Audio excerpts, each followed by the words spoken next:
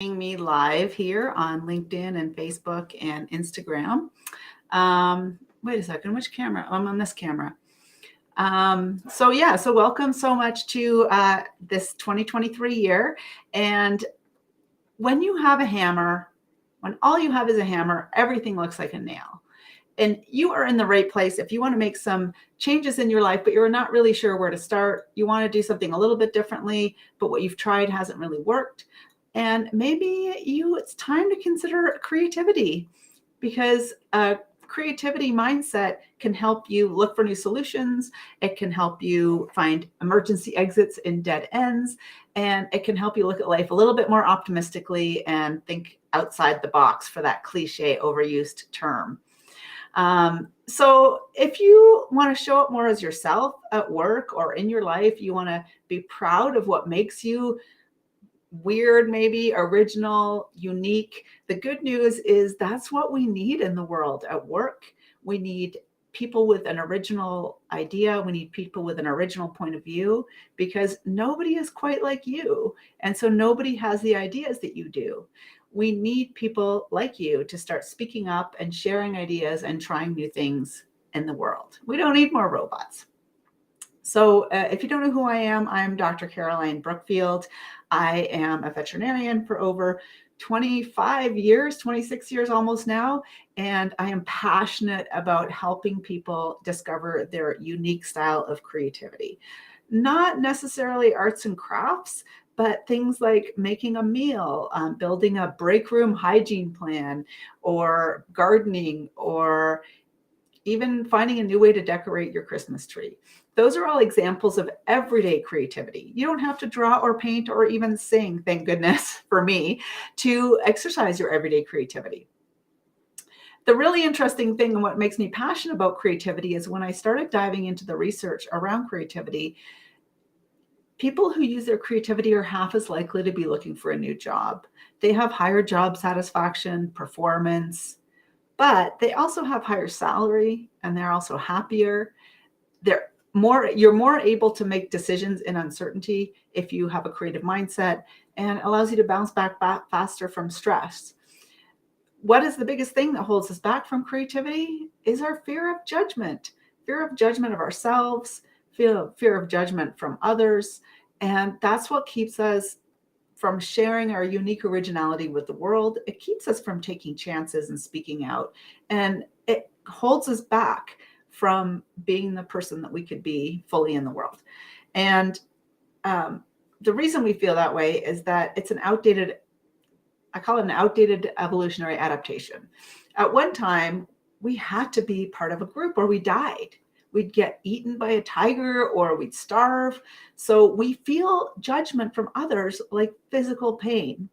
So welcome if you're joining me. It's Caroline Brookfield. I got a few people here. Hi, Dr. Emma. Thank you for joining. Hi, David. Hopefully it's not working on LinkedIn. Oh, okay. You made it, Dr. Emma? So you're on YouTube? That's strange that it's not working on LinkedIn. Let me see. I don't know if I can do anything about that. Oh, it says sending data. Okay. So, yeah, I don't know what's happening with LinkedIn. If you're trying to reach me here, please join on YouTube. Maybe, and Alexis here is put in the comments to join on YouTube. I don't know why LinkedIn isn't working, Jeff. I have no idea how to, I'm in my restream and it says it's streaming everywhere, but it says sending data to LinkedIn. Thanks, LinkedIn. Thanks for that. Let me see if I can troubleshoot something, but I can't really find it. So anyway, such is life, creativity. It's not working on LinkedIn. So if you're watching this on LinkedIn, you're not going to actually be seeing anything because it's not working on LinkedIn. But hopefully you can join the YouTube channel that has been posted on that link there. Alexis, maybe you could post it on LinkedIn as well in the event, if you wouldn't mind. So just to recap, for those of you joined a little bit late, I apologize for that. Look, you're already exercising your creative mindset by looking for new solutions. So if you are looking for a new way to work, or you're looking for make some changes in your life, and either what you've done before hasn't worked, or you're looking for a new way to try to make some changes in your life, this is the right place. We need you. We need the originality and the unique weirdness or quirkiness that you bring, because we don't need more robots. We need creative problem solving to change both what's happening on a big scale in the world, but also what's happening in your world and in your life. And a creative mindset can help you increase your mood. It can help you find those emergency exits and dead ends and look for possibilities that you hadn't considered before. Look, as humans, we have survived by making shortcuts and heuristics and assumptions about the world. But if we want to start looking for new ways to approach our problems, we can take a creative mindset on, and it can open up more possibilities. Be a bit more like a clueless kindergartner. So if you are here and you think you're not creative, give me a comment here in the chat. And thanks everybody for bearing with me and joining on YouTube. If you don't think you're creative because maybe you're too analytical or scientific, well, science actually proves you wrong. Isn't that so cool? It's actually ironic, unlike the Alanis Morissette song, which is not ironic at all. It's not ironic to rain on your wedding day. It's actually just terrible. So Dr. George Land did a study back in the 90s, and he developed a creativity test for NASA. And he thought, wouldn't it be fun to give this test to kindergartners? And he did. And it turns out that 98% of kindergartners scored as creative geniuses on this test. So pretty much, other than that 2% of kindergartners that were like digging for gold or, eating crayons, everybody is creative. The problem is that we start to lose that ability to look at, think differently and look at things in a different way, because in order to survive, we have to make shortcuts, because that's helped us make quick decisions about poisonous berries or what's a threat and what's not a threat. So all signs point to a continued avalanche of change and a fire hose of information in the coming years. But don't despair. Because we have adapted and because we have such a strong drive for survival, we have this massive big brain. So if we didn't have this big brain, we wouldn't have stood up. We wouldn't have domesticated the dog or planted a field. So we know we can change, and we know we can do things differently. So I'd love to know, does anybody have any resolutions for this year or any goals? If you want to share, you can share them in the comments. Give me a thumbs up, a like, or I don't even know what it looks like streaming on YouTube. If you like resolutions, if you've made resolutions and you love them. So I'd love to know if you have any resolutions, or give me a thumbs up or some kind of emoji if you notice that you have used resolutions in the past. If they're working for you, use them. Go right ahead. You do you. I mean, whatever works is what we should be doing. But if you're finding that they're not working for you, then maybe instead we could do a bit of a shift. Instead of having a resolution or a goal, we can maybe look at practicing some creative habits. So Dr. Emma says she's upgrading her life, having just had a hard year, practicing joy and learning to increase it. Well done. That's amazing. Sounds like a tough transition, and practicing joy is a worthwhile resolution if I've ever heard one. And you're a mad planner. I am not a mad planner. Well, I had this all planned, and LinkedIn decided not to work for some reason. Anyway, that's going to be on my mind and distracting me a little bit. So excuse me for that. So a few resolutions. I don't have any specific resolutions, but I also have this idea of one word of the year. I don't know if anybody else has a word of the year. I haven't had one for the last few years. And this year, the word that keeps just like popping in my head is the word service. And that is going to be my word for the year, apparently. So I am starting the year off in service to you with this free webinar to kind of help you get thinking about your creativity and your creative mindset. And I'm also giving away a free book. I've got this ticker on the bottom here that says that. I've tried this for the first time on this. And if you put some comment in the chat, then you'll be entered in a draw for a free paperback book of my book, The Reluctant Creative, which I will send to you. Also, maybe Alexis can throw the link in here, or it is in the LinkedIn event a link to download for some free exercises. You just need to put in your email and you can unsubscribe right away. I only send about 1 or 2 emails a month, but you can download some exercises if you want to get started with creative thinking. So what is creative thinking? I like things simple. Jeff says here, reframing regret as learning. That is such a good one. And I've thought about wanting to live a regret-proof life. And since Daniel Pink released his book, The Power of Regret, earlier this year, I've been reframing regret as learning as well. And I think there's a difference for me between like a deep regret of making a choice and not speaking out or not taking a chance or not taking that trip versus, I kind of wish I didn't say that thing that offended that person, and maybe I can learn from that. So yeah, I agree, Jeff. Reframing regret as learning is really interesting. And if you're interested in The Power of Regret, Dan Pink's book is amazing. And I love Daniel Pink. He's an amazing author, and he gave me an endorsement for my book. So what's not to love about that? Okay, so here's the link. I was prepared too, Dr. Emma. I put in the link for the download here, and so I'm going to put it in here. I don't know where it's posting to, so hopefully you can see that. David says, more focus on generating revenue for my creativity expertise. I'm going to give a thumbs up to that one, David. I am the same way, and I would like to generate more revenue. And that's the balance with service, because if you are providing service and you're giving it away for free, it's not sustainable. I learned that in a couple of online businesses. There was a need for my service when I opened a locum business for veterinarians. But no matter how I tried, they were not willing to pay for it. That could have been my deficiency, of course. But at the same time, for me to continue sharing the passion I have about creativity, it has to be sustainable financially. I mean, I don't need to be a millionaire, but I do need to pay my mortgage. So I don't know if you're in the same boat, David. Okay, so let's talk about these 5 habits, which is probably why you're here. The habits spell the word dance.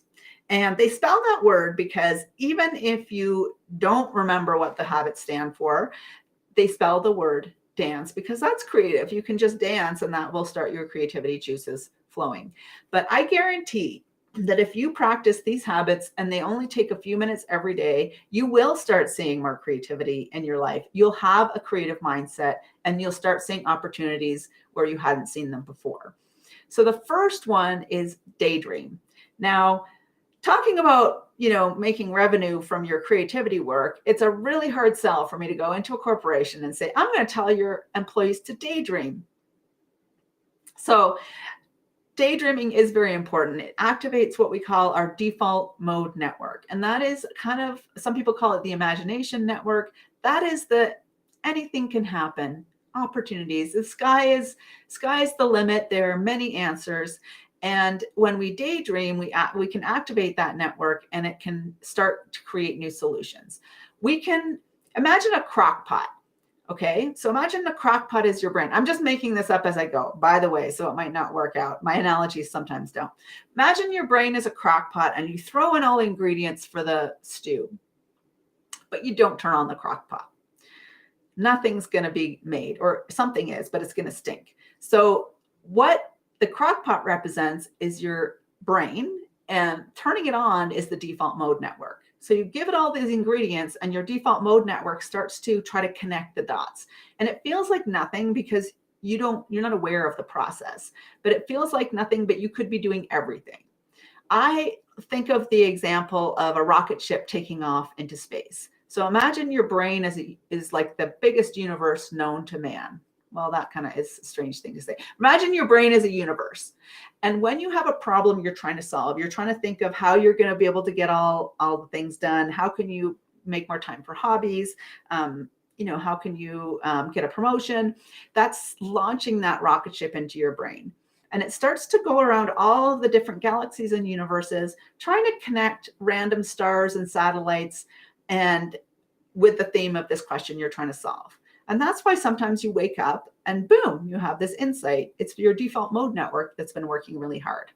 So the best way to daydream is to daydream on something that's important to you, like how to get a promotion, or to daydream on something fantastical. Like, what would life be like if I was a veterinarian and we had an alien invasion and I had to treat the alien overlords? Would it be a veterinarian or a physician or a botanist? Like, how would you decide which healthcare professional would treat the aliens? So something fantastical can help get your juices flowing in your brain as well. So don't forget to daydream, ideally in nature or looking at a picture of nature if you can. And also daydreaming when you're doing some kind of task, because it tricks your overly thinking brain, your overly active thinking brain into doing something. It's a bit of busy work. So whether you're going for a walk, whether you're having a shower, whether you're making a meal, it keeps your overthinking brain a little bit busy enough to allow that daydreaming to kick in. David says, no mortgage, but need to live. Yeah, pretty much. Like whether you have mortgage or a rent, or even if you live in a tent, I'm sure you have to pay someone something. Dr. Emma says, creative thought. I need to be looking after myself well to allow my uber creativity to flow and see possible ways forward when I have run out of options and help others to do this. Yes. And I know, Dr. Emma, I believe you're doing coaching. One of what you do is to help coach other people to find their way forward, and making that room and space and time for daydreaming is critical to creative thinking. So that's D for daydreaming. A is for ambiguity. So give me a thumbs up, if you like ambiguity or uncertainty. Not many people do. Now, there are some people who are more willing to more tolerant to ambiguity, or who can be more confident in the face of ambiguity, but generally we hate it. And what happens when we face something in the world that is ambiguous? We feel uncertain. And guess what happens when we feel uncertain? We jump to status quo solutions. We want to get it solved as soon as possible. This is another outdated adaptation. So way back when the berries didn't change much and the saber-toothed tigers always tried to eat us, what we did in the past would probably still work because things haven't changed. But we know that things are changing so rapidly that what we did yesterday is not going to necessarily work tomorrow. So being able to take a moment when you're feeling uncertain, when the world is feeling ambiguous, to stop, take a breath, be mindful, and make that space for thinking about new solutions is going to be very important. So things that you can do for practicing ambiguity is, if you have a thought about which movie was Leonardo DiCaprio won his Oscar. I don't know if he won an Oscar. Just don't Google it. Don't pick up your phone and get the answer right away, because we don't even know if the answers on this thing are even right. But trying to be okay with not knowing the answer and moving forward despite not having all of the answers at your disposal is important. So that's A for ambiguity. The third one is N for novelty. So let's go back to our universe brain and think, okay, I'm going to send off my rocket ship to find out ideas to get a promotion. If you do the same thing all the time and you have a very limited scope of relationships or environments, you drink the same latte every day, hang out with the same couple people that are in your same socioeconomic group, you're not going to have a lot of magical insights. But if you travel, if you have intercultural or intergenerational relationships, you seek new restaurants to eat at, you read books about things that you don't know anything about, that will populate your universe brain with stars and planets and all kinds of things, so that when your default mode network, when your daydreaming activates, it will have a whole bunch of ingredients to choose from to make an amazing aha. So if we go back to our crock pot example, maybe you put in some chickpeas and some broth, like boring, not the most interesting stew for me anyway. But if you have chickpeas and potatoes and carrots and fennel and bok choy and all kinds of different ingredients, you're more likely to come up with a very unique and insightful aha. So Jeff says, if you can't promote daydreaming in organizations, ask leaders how important it is for staff to develop new ideas. Invariably, they say, oh, I can't go down anymore. Okay, I'm going to put your message up here. Invariably, they say, oh, there wasn't anything else. Invariably, they say yes, probably. I'm assuming was what that meant. You're right. That's outcome-based marketing, which I am trying to be better at. So I'll just say, I can come and help your organization and your people find new ideas. And then I'll get on the stage and say, you all need to daydream more. I'm sure that will go just fine and they will love it. So we've got daydream, we've got ambiguity, we've got novelty, and we've got C for curiosity. And I know Jeff is squirming in his seat here. Jeff Ickler. I don't know how to say your name. Sorry, I should have figured that out before. Jeff is a curiosity expert, and I was recently on his podcast. If you want to learn more about that, please visit Jeff's podcast. And curiosity is the foundation for creativity. Because if you go through life not caring about stuff, you're not going to wonder how things could be different. If you're not curious, you'd be like, well, I didn't get a promotion because, my boss doesn't like me. Boom, done. Well, why didn't I get a promotion? And why could that be? So I don't know, I'm fixated on promotions today. But the point is that if you don't see things in the world and wonder how they could be different, which kind of is a human thing that we don't really wonder why things could be different, then we're not going to start looking for new solutions. So you can cultivate curiosity by mindfulness, a mindful meditation, a walking meditation where you notice that dandelion growing through the cracks in the concrete, or all of our concrete's covered by snow these days. So look at those really neat snow crystals that are sticking onto that tree. And I noticed that they're a different shape on the one side of the tree than the other. How could that be? And that also gives you a chance to sit in some ambiguity. Our tendency is just to pick up the phone and be like, why are crystals different on one side of the tree? But even just sitting in the ambiguity and engaging your curiosity to wonder why things are the way they are. And specifically engaging your diversive curiosity. So specific curiosity is like, I cannot stand to not know who got kicked off Survivor last week. I know it's an old reference, or Big Brother, whatever the ones are these days. That's specific curiosity, where you are so bothered by not knowing the answer, you're curious. Diversive curiosity is like, I wonder how things could be. And so that would be a curiosity that's worth cultivating, which will contribute to your creative mindset. Oh, they say yes. Yes, Jeff, they say yes.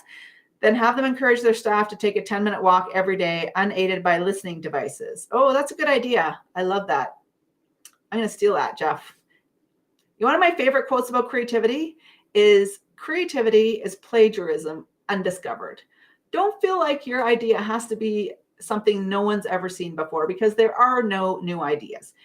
Every idea has been thought of before, but what hasn't been done is the way you implement it into your life, or the specific ingredients you add to make it a different flavor. So don't be afraid of taking someone's idea, as long as it's not like intellectual property that you're like stealing. That's obviously a different thing.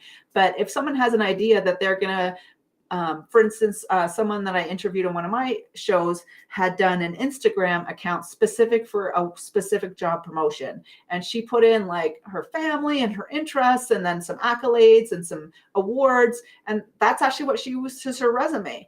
That's not copyright protected. Like, don't copy her Instagram account, but yeah, that's a great idea. And you could add your own twist on it to make it even better.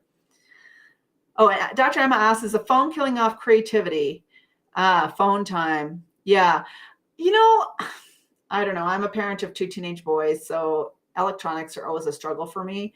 I think the phone is a tool, and I think, unfortunately, myself included, we are drawn to that dopamine injecting social media, and like finding the answer to things, like about the crystals on the tree. So I think the phone can be a tool, but look at all the amazing tools. Like, there's so many video making apps on the phone. There's also photo editing. There's also apps where you can speak. I wrote a big chunk of my book through an app on my phone called Otter. And Otter is one of those voice to text transcription things. So I would go for a walk and just randomly blather on about ambiguity or novelty. And then I would take that text and I would edit it. And that made it so much easier for me to collect my thoughts. I'm actually doing the same thing with ChatGPT, which is, a lot of people would think, is very non-creative. I don't use it to write things for me, but with my ADHD and sometimes not knowing how to get started, I'll write in ChatGPT, like, write me an outline for a creativity workshop for engineers. And it pops up with this stuff. And I'm like, that's a great place to start. So I don't know that the phone is killing our creativity, but I think how we use the phone is killing it. And the fact that we're always on it is killing it. So David said, TELUS has an hour unscheduled time every 2 weeks for their employees. Yeah, some companies will do these unscheduled, or Google was famous. I think it was Google or 3M was famous to say they would give their employees 20% of their time to explore any unassociated thing that they were interested in. And that's how Velcro and some kind of tape was discovered. Actually, and I think that was the way, what's that carbon fiber that's like one thing, it's like, I can't remember. See, the ambiguity is bothering me. But there's something that they made. It's like some kind of very thin carbon that's stronger than diamonds. And that was discovered through one of these company unstructured times. So yes, check that out. Google 20%, but not for everyone. Okay, well, that's a bit of a rabbit hole. So the idea, like anything, the idea is good. The execution might be flawed. Dr. Emma says, why do you think all ideas have been thought of before? I used to think this, but wasn't comfortable with it. It dampened my spirits or refused. Because we all want to be original. We want to be new. We want to be clever, and we want to think of this new idea. So I think all ideas have been thought of before, but maybe not executed in a specific way. And that's why when someone steals an idea for a product, people are like, oh, that was my idea. I had the idea for orange, necklaces for cats. Because you didn't actually make it. You actually just thought of it. And that's the hallmark, the big difference with creativity versus imagination. If you want to be creative, you actually have to do something about your ideas. Imagination is easy. Imagination is dreaming things up and not doing anything about them. So Dr. Emma, when I say about all ideas have been through this before, but they haven't been taken action on or executed properly. That's my opinion anyway. So, okay, so we're up to curiosity. Last one, the most important one is edit later. So there's divergent thinking, sky's the limit. How are we going to get unicorns to the moon? Convergent thinking, which is not as sexy or interesting, is how to select one idea. What is that one right word that goes in that poem? And the problem is we do those at the same time. So imagine you're in a Camaro Z28. Bear with me. And you're working at Kmart and you want to impress your coworker. And your coworker, Bob, says, let's drive your Camaro in the parking lot when everything's closed. So go to this empty parking lot, and Bob looks at me and he's driving the Camaro and he says, brake stand. And he slams the gas and the brake at the same time. All I can hear is the screaming of tires. I can smell rubber burning. I can look outside and all I see is smoke. But I realize we're going nowhere. The gas, like Dr. George Land says, is your divergent thinking. It takes you anywhere, road trip to magical places. The convergent thinking is the brake, stops you from hitting the brownie in the crosswalk. Both very, very important. But the biggest thing we do wrong with creativity, in my opinion, is we think about them both at the same time. So we think of an idea. Oh, that's a dumb idea. Oh, that's not very original. I think Susie thought of that last year. That won't work. We've tried it before. And we do that to ourselves. And then we also, other people do it to us. And it kills creativity. So the biggest tip I can give you, as Ernest Hemingway famously, supposedly said, write drunk, edit sober. So you don't need to drink. But when you're thinking of ideas, think of ideas. Be in that space. Be completely in that space. And then when you're ready to edit those ideas, be in that space. Don't try to do them both at the same time. David says, head of U.S. Patent Office, everything that could be invented had been. So the office should be closed. I remember that in 1899. This is before the computer. Is that before the car? I feel like that should be before the car. I have a game called Timeline, which I'm terrible at. But in 1899, they said, thank you, David. They said everything had been invented, time to close. How many people have probably thought that in 2023? We don't know what's going to happen. We don't know what's going to change. Look at all the PPE experts that have popped up in the last 3 years in response to a pandemic nobody could have predicted. Well, I'm sure someone predicted it, but no one was listening. So I promised to keep this short, only half an hour, because I know everybody's very busy and you have to run away now and practice your creative thinking skills. But if you want to show up more authentically as yourself and be more original and be completely in your skin and be unafraid to share that with the world, creativity can help you get there. It can help you by learning to face ambiguity and uncertainty. Will people like me? Who knows? It will help you find new ingredients and new ways for you to get what you want to get, whether it's cross-country skiing in Lake Louise or whether it's sitting and sipping a cocktail at the sunset. Creative thinking will help you find new ways of living and working in the world. So instead of resolutions or in addition to them, there's no rules. I don't make up the rules. You do what works for you. But I would guarantee if you practice these habits, use one letter a month. So January, do some more daydreaming, facing some ambiguity and learning to be comfortable in uncertainty in February. Or you can use the download that I posted in the comments here. Please reach out to me if you missed it. And that will help you catalyze some of these ideas that I've talked about today. There's 2 exercises for each of the letters. So I challenge you to do those, and please share them with me. Please share them on social media and tag me, Instagram, Facebook, TikTok, YouTube. What else am I? Oh, LinkedIn. But I'm very angry at LinkedIn today. So maybe not LinkedIn. It's probably my mistake. So have a different theme, take a different way to work, drink a different kind of coffee, go to the library or your newsstand and ask them to pick you a magazine. I also love Carrie Smith's books. She has the Wreck This book. Do I have some of these? This is not a book. I'm a big fan. How to Be an Explorer of the World is one book. This is not a book. There's a bunch of different books she has. The Wander Society is also a great one. Thank you so much for joining me, and please follow up with me on any questions or anything I didn't cover through this 30-minute quick reboot to your creative mindset in 2023. I guarantee if you practice these habits, 5 habits a day, you will start seeing more creativity in your life. You'll be more confident, and you'll start seeing more opportunities and new emergency exits in dead ends.